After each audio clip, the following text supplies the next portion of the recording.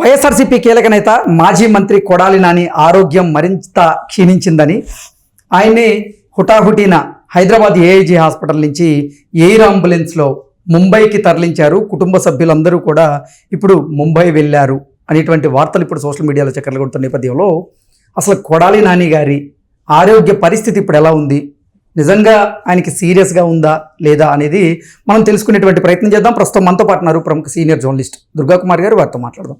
Sir నమస్తే. Sir నమస్కారం కృష్ణ గారు, మన వీక్షకులకు కూడా నమస్కారం. మాజీ మంత్రి కొడాలి నాని గారి ఆరోగ్యం మరింత క్షీణించిందని, ఆయన తీవ్ర అస్వస్థతకు లోనయ్యారని, అందుకే ఆయన హుటాహుటిన ఏఐజీ హాస్పిటల్ నుంచి ఎయిర్ అంబులెన్స్లో ముంబైకి తరలించారు. ముంబైలోని ఒక ప్రైవేట్ ఆసుపత్రిలో అతనికి వైద్య బృందం చికిత్స అందిస్తూ ఉన్నారు. ఆయన ఆరోగ్యం మాత్రం కొంచెం సీరియస్గా ఉంది అంటూ రకరకాల వార్తలు వస్తూ ఉన్నాయి. ఏంటి సార్ దీని మీద మీ విశ్లేషణ? కృష్ణ గారు, ఇక్కడ మనం ఆలోచించాల్సింది కొడాలి నాని గురించి కాదు, వంశీ గురించి కాదు, లేకపోతే బోరుగడ్డ అనిల్ గురించి కాదు, పిన్నెల్లి రామకృష్ణారెడ్డి గురించి కాదు, వైఎస్ వివేకానంద రెడ్డి గురించి కాదు. దీని వెనకాల జరుగుతున్నటువంటి సంఘటనలు, ఎవరు దీనికి బాధ్యులు, ఎందుకు ఇలాంటి సంఘటనలు జరుగుతున్నాయి, ఎవరు దీని నుంచి రాజకీయ లబ్ధి పొందుతున్నారు, ఎవరు హారత్ కర్పూరం లాగా వెలిగిపోతున్నారు, కాలిపోతున్నారు, ఎవరు మోసపోతున్నారు, ఇలాంటి అంశాలు మాట్లాడాలి తప్ప ఇవాళ మనం ఆయా వ్యక్తుల మీద మాట్లాడటంలో అర్థం లేదు. నేను 1979లో జర్నలిజంలోకి వచ్చాను. నేను ఇవాళ 66 years.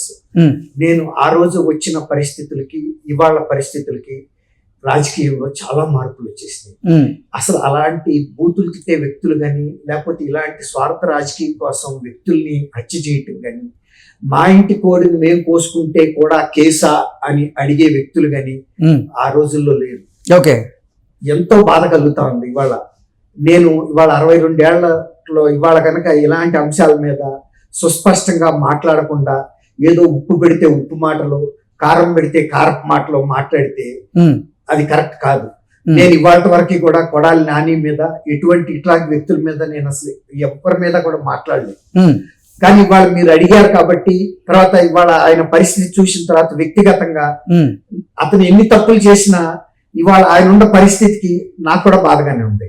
ఆయన ఏమి అంత సీరియస్ ఆరోగ్య పరిస్థితి తెచ్చుకోవాల్సిన వయస్సు కాదు, కానీ తెచ్చుకున్నాడు అంటే అతను ఎవరో కళ్ళలో ఆనందం కోసం తను ఆరోగ్యాన్ని పణంగా పెట్టాడు అనిపిస్తుంది. అంటే రాజకీయ ఒత్తిళ్ల కారణంగానే ఇప్పుడు కొడాలి నాని గారి ఆరోగ్యం బాలేదంటారా?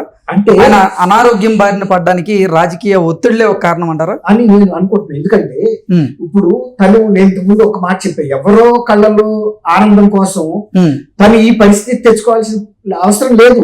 తర్వాత తను ఏ పార్టీలో అయితే ఎమ్మెల్యేగా ఎదిగాడో, రాజకీయంగా ఎదిగాడో, ఎవరి వ్యక్తుల దగ్గరికి అయితే వెళ్ళి సీటు కోసం అడిగి తీసుకున్నాడో ఆ వ్యక్తుల్ని అంత అనవసరంగా అసభ్యంగా తిట్టాల్సిన అవసరం కూడా లేదు రాజకీయాల్లో.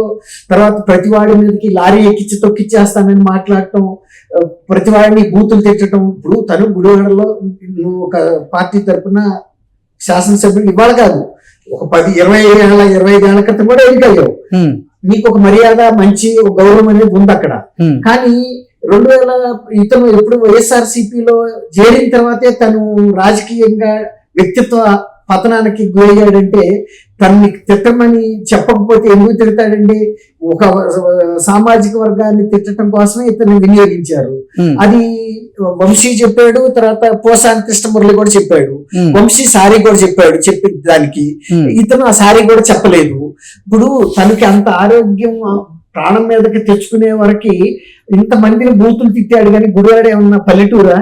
గుడివాడలోనే నిన్ను కార్డియాలజిస్టులు చూసి నీ 3 వాల్వ్స్ అంత బ్లాక్ అయిపోయే పరిస్థితి రాక నువ్వు ప్రజలకి ప్రతినిధిగా ఉండి అంత 100,000 కోట్లకి సంపాదించుకుని నీ ఆరోగ్యాన్ని కూడా నువ్వు చూసుకోకుండా ఎవరో చెప్పారని వాళ్ళందరితో బూతులు తిట్టుతా కూర్చుని నీ ఆరోగ్యాన్ని నువ్వు నిర్లక్ష్యం చేసుకుంటే ఇవాళ బాధపడుతుంది ఎవరు? ఇప్పుడు మీరు చెప్పారు, ఆ ఎయిర్ అంబులెన్స్ లో వెళ్ళింది కుటుంబ సభ్యులు వెళ్ళారా, లేకపోతే నువ్వు ఏ పార్టీ అయితే ఏ సజ్జల రామకృష్ణారెడ్డి తిట్టమంటే వాళ్ళంతా వచ్చి ఆ ఫ్లైట్ లో కూర్చున్నారా? నీ కుటుంబ సభ్యులు వెళ్ళారు. ఇవాళ ఇక్కడ ఏఐజీ హాస్పిటల్లో చేర్చారు. ఏఐజీ హాస్పిటల్ కూడా చాలా సూపర్ స్పెషాలిటీ హాస్పిటల్, ఇండియాలోనే పేరెన్నికన్న హాస్పిటల్. అయినా కార్డియాలజీకి సంబంధించిన పెద్ద సమస్య కాబట్టి ఇంకా ఏషియన్ కార్డియాలజీ ఇన్స్టిట్యూట్ అని బాంబేలో ఉంది. అది కేవలం కార్డియాలజీ విభాగంలో మాత్రమే సూపర్ స్పెషాలిటీ, ఓన్లీ వాళ్ళనే ట్రీట్ చేస్తారు. ఓకే, దుర్గకుమార్ గారు, అసలు గతంలో చూసుకున్నట్లయితే కొడాలి నాని గారికి థ్రోట్ క్యాన్సర్ ఉంది అనేటువంటి ఒక వార్త వచ్చింది. ఆ తర్వాత తీవ్ర గ్యాస్ట్రిక్ సమస్యలతో కొడాలి నాని గారు ఇబ్బంది పడుతూ ఉన్నారు, అందుకే ఆయన ఏఐజీ హాస్పిటల్లో చేరారు అనేటువంటి వార్త వచ్చింది. ఆ తర్వాత లేదు అతనికి గుండె సంబంధిత వ్యాధులు కూడా ఉన్నాయి, ఆయనకి గుండెపోటు వచ్చింది, అందుకే వారి కుటుంబ సభ్యులు ఏఐజీలో ఆయన చేర్పించారు అనేటువంటి వార్తలు వచ్చాయి. అంటే రకరకాల వార్తలు ఇప్పుడు చక్కర్లు కొడుతున్న నేపథ్యంలో అసలు కొడాలి నాని గారికి ఇప్పుడు వచ్చినటువంటి అనారోగ్య సమస్య ఏంటి అంటే ఏం చెప్తారు? కొడాలి నాని కుటుంబ సభ్యులు కానీ డాక్టర్లు కాదు, వాడు కూడా మనలాగే లేమెన్. ఏదో అతనైతే 7వ తరగతి చదివాడు, వాళ్ళ కుటుంబ సభ్యులు కూడా ఏదో 10వ తరగతి 10th ఇంటర్లో చదివారు, పిల్లలు డిగ్రీలు చదివి ఉండొచ్చు. కానీ వాళ్ళు ఆ ఇంట్లో అతను చెప్పిన సమస్యని బట్టి చూస్తే అది గ్యాస్ తగ్గుతుందని ఆయన ఫీల్ అయ్యాడు. ఎందుకంటే ఆయన బాగా గుట్కాలు తింటాడు. ఆ గుట్కాలు తింటం మూలన గ్యాస్ రావటంలోనూ లేకపోతే లివర్ చెడిపోవటంలోనూ పెద్ద ఆశ్చర్యకరమైన విషయాలు ఏం లేవు. ఆ గుట్కాల మూలన గొంతు క్యాన్సర్ రావటం కూడా పెద్ద విచిత్రమైన అంశం ఏం కాదు. ఆ గుట్కాల మూలన కిడ్నీస్ చెడిపోవటం కానీ పెద్ద విషయం కాదు. ఆ గుట్కాల మూలన గుండె బలహీన పడటం, గుండె నాళాలు మూసుకుపోవటం, బలహీన పడటం కూడా అసాధారణమైన అంశాలు కాదు. కాబట్టి మీరు నేను ఏంటంటే ఆయన ఏఐజీ హాస్పిటల్కి వెళ్తున్నప్పుడు వాళ్ళకుండా ఒక అవగాహన ఏంటంటే కడుపులో ఏదో తేడాగా వస్తుంది, అతను తిండి తినలేకపోతున్నాడు. తిండి తినలేకపోవడం అంటే అల్సర్ అన్న అయి ఉండాలి, లివర్ ఎక్స్పాన్షన్ అయి ఉండాలి, లేకపోతే లివర్ క్యాన్సర్ లాంటి ప్రిలిమినరీ స్టేజ్ లో ఉండొచ్చు, ఫస్ట్ స్టేజ్ లో కూడా ఉండొచ్చు. ఎందుకంటే తను ఇట్లాంటి రాజకీయంగా ఎవరిని తిట్టమంటే వాళ్ళని తిట్టే పనిలో ఉన్నాడే తప్ప అట్లాగే డబ్బులు సంపాదించడం కోసం భూ ఆక్రమణలు చేయటం, ఇతర కుంభకోణాలు వీటిల్లో మునిగి తేలాడు తప్ప తన సొంత ఆరోగ్యం గురించి అయితే పట్టించుకున్న దాఖలా కనపడతలేదనే తెలిసిపోయింది. ఒక శాసనసభ్యుడిగా అంత డబ్బు సంపాదించిన వ్యక్తి రాజకీయంగా గుడివాడ లాంటి టౌన్ లో ఉండి మినిమం ఒక ఫిజిషియన్ దగ్గరికి వెళ్తే కూడా ఆయన వెంటనే ఈసీజీ లాంటి తీసి కార్డియాలజిస్ట్ కి రిఫర్ చేస్తారు, లేదు లివర్ కి సంబంధించి అయితే గ్యాస్ట్రోఎంటాలజిస్ట్ కి రిఫర్ చేస్తారు. అక్కడ కూడా ఇంచుమించుగా ఇంత పెద్ద ఎక్విప్మెంట్ లేకపోయినా లక్షణాలను బట్టి ఇది అని పేరు పెట్టగలరు. దాన్ని బట్టి ఇంకా అవసరమైతే మీరు ఏఐజీకి వెళ్ళండి, గ్యాస్ట్రోఎంటాలజీకి సంబంధించి అని చెప్తారు. కానీ ఆయన ఎక్కడికి వెళ్లకుండా హైదరాబాద్ లో ఉన్నప్పుడు గ్యాస్ పట్టేసింది, అది గుండె మీద కూడా చూపిస్తుంది కాబట్టి బహుశా గుండెపోటు అనుకుని ఉండొచ్చు వాళ్ళు. సరే ఏది కూడా ముందైతే హాస్పిటల్కి వెళ్ళడం అనేది గొప్ప విషయం. వెళ్ళిన తర్వాత డాక్టర్స్ మల్టిపుల్ టెస్ట్లు అయితే చేయాల్సిన అవసరం ఉంటుంది. వాళ్ళకి లివర్ లో పెద్ద ఫాల్ట్ అయితే కనపడలేదు, అప్పుడు వెంటనే హార్ట్ కూడా చూస్తారు. చూసినప్పుడు తీవ్రమైన బ్లాకేజెస్ ఉన్నాయి.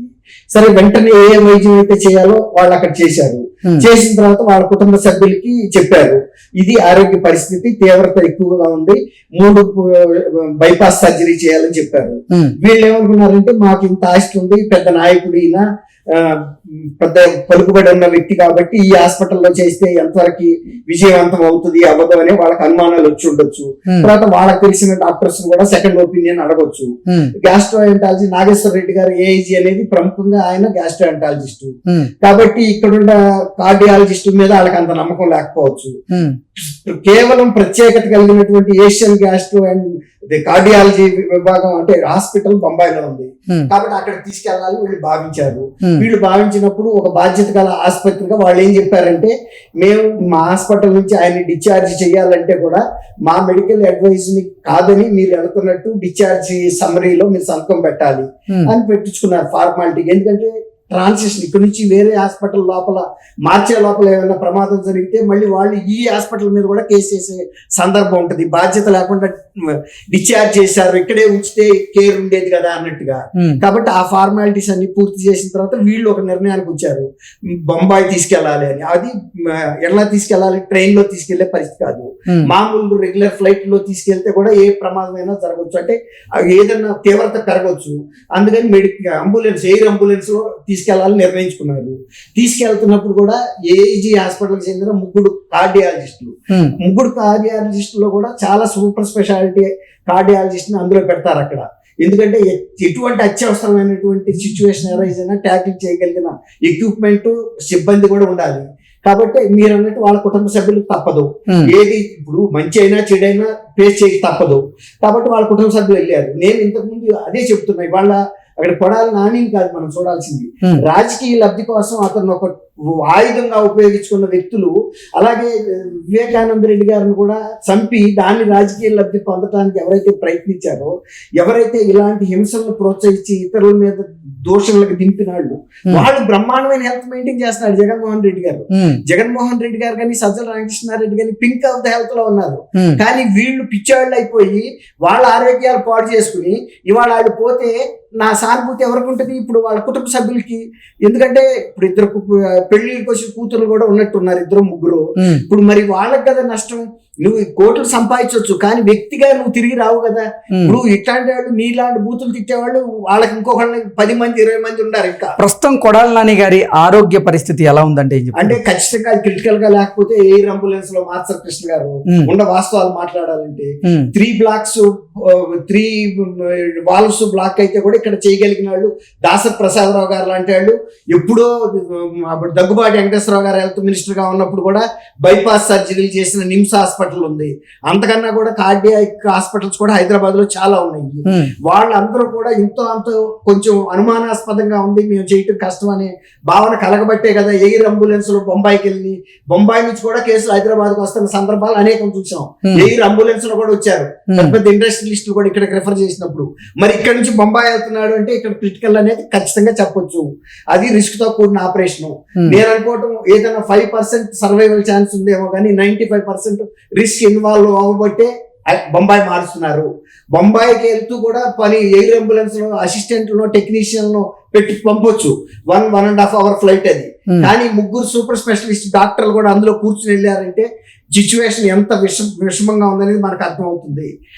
నేనేమి కొడాలి నానికి వ్యతిరేకం కాదు. నేను సానుభూతి ఎందుకు చెబుతున్నా అంటే తన ఆరోగ్యాన్ని కూడా పణంగా పెట్టి ఇతరుల బూతులు తిట్టి తను మనోవ్యత చెంది అంత ఆవేశం పడి గుండెకి 3 బ్లాక్లు అయ్యేదాకా కూడా తను చూపించుకోలేకపోయాడంటే ఒక శాసనసభ్యుడిగా ఇప్పుడు ఆ మట్టి కుంభకోణాల్లో వాటిల్లో కూడా ఇరుక్కుని చాలా సంపాదించాడు. కానీ ఇవాళ అవన్నీ వచ్చి ఆ డబ్బులు ఏమన్నా నీ ప్రాణాన్ని నిలబెడతాయా? నువ్వు పోయిన తర్వాత నీ కుటుంబ సభ్యులకి మళ్ళీ నువ్వు ఉంటావా? తర్వాత నువ్వు తిట్టించిన వ్యక్తులు ఎవరైతే ఉన్నారో నీలాంటి వాళ్ళు 10 మంది దొరుకుతారు వాళ్ళకి. తను ఇట్లాంటి వాళ్ళు ఇంకెంతమంది ఉన్నారా అని నేను బాధపడుతున్నా.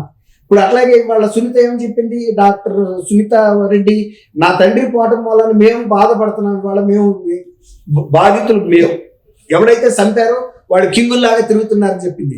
అట్లాగే ఇవాళ ఇప్పుడు మీరు అడిగారు వాళ్ళ కుటుంబ సభ్యులు అంబులెన్స్ లో వెళ్ళారని, ఎయిర్ అంబులెన్స్ లో. తప్పదు. ఇప్పుడు తన వల్ల రాజకీయ లబ్ధి పొందిన వాళ్ళు ఏం వచ్చే వీళ్ళకి సానుభూతి చెప్పరు, సహాయం చేయరు. ఇక్కడికి తీసుకొచ్చిన తర్వాత పుష్పగుచ్చి ఉంచి వస్తారు. అది వెళ్తే వెళ్తారు, లేకపోతే లేదు. ఇప్పటికే ఇతను ప్రజల్లో విరక్తి కలుగుతున్నాడు, వ్యతిరేకత తెచ్చుకున్నాడు. ఇతని దగ్గరికి వెళ్తే ఆ వ్యతిరేకత మనకు కూడా వస్తుంది అనే దృక్పథం కనుక వస్తే కొంతమందిని పలకరించలేదు కదా. పోసాని అని బోర్గడ్డ అనిలు వాళ్ళు ఎంత పూసుకుని బూతులు తిట్టినా కూడా అట్లాంటి లిస్టులోకే కొడాలి నాని కూడా చేరతాడు. అంతేగాని నేను వ్యక్తిగతంగా కొడాలి నాని ఇంకొకళ్ళ అని మనకి ఎవరి మీద లేదు, ఉండదు కూడా. కానీ ఇలాంటి చిన్న వయసు, నాకన్నా అతను చిన్న వయసు కూడా నేను డెఫినెట్ గా ఫీల్ అవుతున్నా. 66 ఏళ్ళు అయితే అతనికి లేవు. కానీ ఇప్పుడు అంత ప్రాణాపాయం తెచ్చుకోవడం అనేది ఇతరులకు కూడా ఒక మెసేజ్. ఏ రాజకీయ నాయకుడైనా వాళ్ళని ఇట్లాంటి స్వలాభం కోసం వాడుకునేటప్పుడు ఎవరి ఆరోగ్యం, ఎవరి ఒళ్ళు జాగ్రత్తలో వాళ్ళు ఉండాలనేదే ఈ మెసేజ్ అర్థం. ఓకే, అంతే నేను చెప్పదలుచుకుంది. Okay sir, thank you so much. Thank you Krishna గారు. మన ప్రేక్షకులు కూడా